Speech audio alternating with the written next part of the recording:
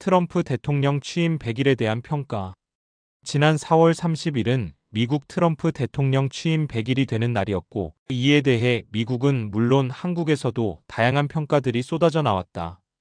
특히 대선 과정에서 민주당을 지지하고 해리스 후보를 지지했던 주류 언론들은 자신들의 과오를 인정하고 반성하기보다 트럼프 행정부에 대해 여전히 날선 비판적인 입장을 취하며 긍정적 요소는 애써 외면하고 부정적인 측면은 침소봉대하며 자신들의 대선 과정에서의 편향성을 보편화하려는 노력을 하고 있다.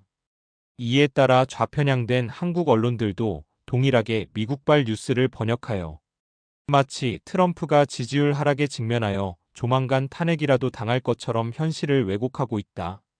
거기에 더하여 미국 언론만이 아니라 유럽에서의 트럼프 행정부의 관세 정책에 반발하여 반미 운동이 본격화되고 있다는 뉴스를 더하며 그런 뉴스들만 보면 마치 미국이 고립되어 관세 전쟁에서 곧 항복이라도 할 것 같은 뉘앙스의 기사들이 대부분이다. 미국의 민주당이나 2차 대전 이후 미국이 주도하는 나토 안보 공동체에 의존하며 자국민들에 대한 복지 정책에 정책 우선순위를 두다 보니 독일, 프랑스, 이태리 등 유럽의 주요 나토 회원국들은 속말로 배가 불러 겉으로 그럴듯해 보이는 좌익 포퓰리즘 정책으로 지난 2세대 이상을 안일하게 보내왔다. 그 근본적인 착각은 구소련이 해체되면서 동구권 국가들이 자유, 민주주의 국가로 거듭나는 과정에서 구소련을 이어받은 러시아가 외형적으로는 민주주의 국가처럼 보였고 이를 그대로 믿은 순진한 독일의 메르켈 수상과 프랑스의 사르코지 대통령 같은 지도자들은 은인자중하던 러시아를 오히려 미국보다 더 신뢰하는 어리석음을 보여주었다. 그 결과는 2022년 2월 24일 푸틴이 전격적으로 우크라이나를 침공함으로써 서유럽 국가들은 물론 전 세계가 꿈에서 깨어났다. 그리고 미국에서는 트럼프가 바이든과 민주당에 갖은 방해 공작과 암살 미수에 이르는 트럼프 대통령 당선을 막고자 하는 모든 수단을 다 동원하고 미국의 기성 언론들의 일방적인 해리스 후보에 대한 지지에도 불구하고 트럼프는 흔들리지 않고 대통령에 당선되었으며 지난 1월 20일 미국 제47대 대통령에 취임하였다. 트럼프의 국정 운영에 대한 비전은 이미 유세 과정에서 공약한 것들이 있기도 하여 어느 정도 파격적인 미국의 노선을 예상하기는 했지만 막상 취임하고 행정서명 등을 통하여 일사천리로 진행하는 정책은 미국 국내 민주당이나 좌익들은 물론 유럽의 여러 동맹국들 그리고 중국에 대한 노골적인 중국 지우기는 상상을 초월하는 것이어서 전 세계가 트럼프의 입만 쳐다보는 형국이 되었다. 이에 대해 중국은 물론 인근 캐나다나 멕시코를 비롯한 서유럽 동맹국들에 대해서도 자비가 없는 관세 정책에 대해 동맹국들도 거세게 반발하기도 하면서 눈치를 볼 수밖에 없는 상황에 직면하였다.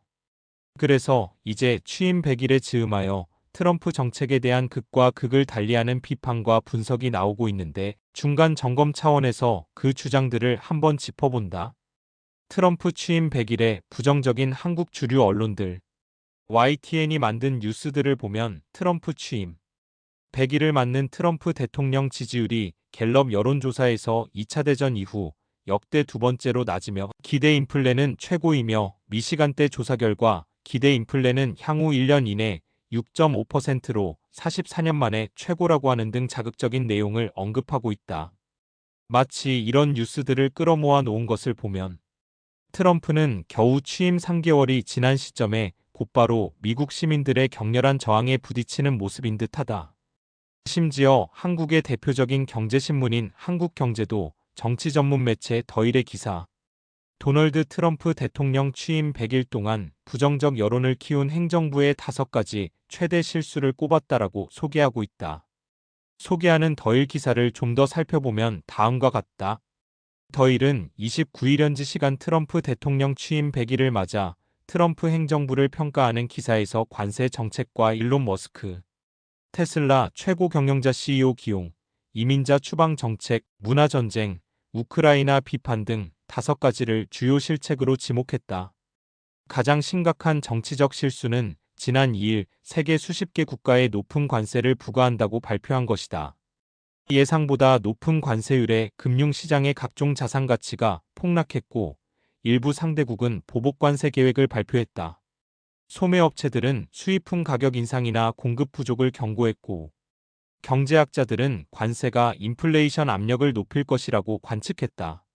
지난 23일 발표된 폭스뉴스 여론조사에서 응답자의 58%는 관세 정책에 부정적인 의견을 표시했다. 긍정적인 의견은 33%에 불과했다.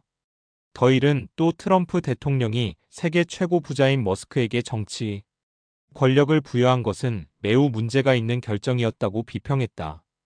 그러면서 머스크는 트럼프 진영 내에서도 분열을 일으키는 인물이라며 마코 루비오 국무장관, 스콧 베선트 재무장관, 숀 더피 교통장관 등 주요 인사들과 충돌해 왔다고 꼬집었다.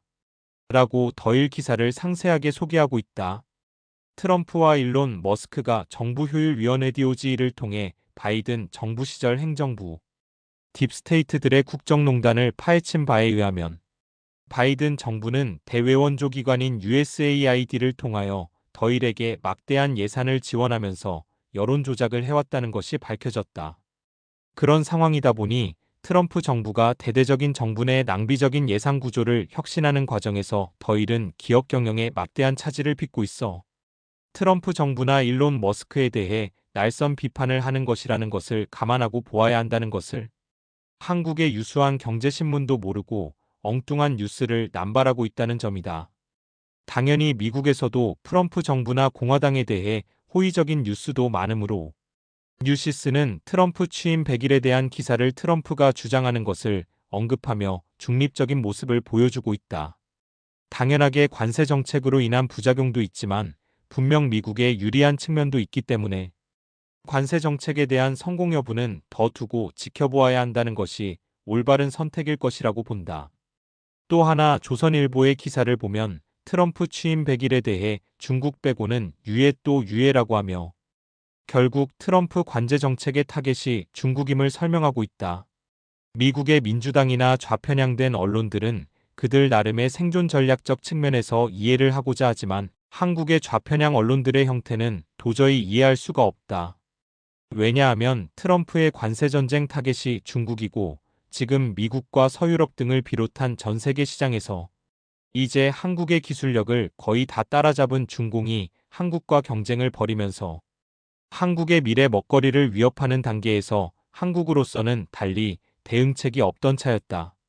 그러한 절체절명의 시기에 트럼프라는 희대의 천재가 나타나 우리의 가장 강력한 경쟁자인 중공을 우리 대신 끌어내려주는 것에 한국은 겉으로는 몰라도 속으로는 박수를 치며 환영을 해야 하는 것이 대한민국 국민으로서의 자세가 되어야 하거늘 지금 한국의 좌편향 언론들의 자세는 도저히 정상적인 정신으로는 이해할 수 없는 것이다. 현재 트럼프 대통령의 관세 전쟁에서 대외적으로 중국이 더 유리하다는 한국의 다수 언론들의 보도 자세와는 달리 마이클 심 교수는 사실상 중국이 꼬리를 내리고 있고 그럴 수밖에 없는 것을 잘 설명해주고 있다.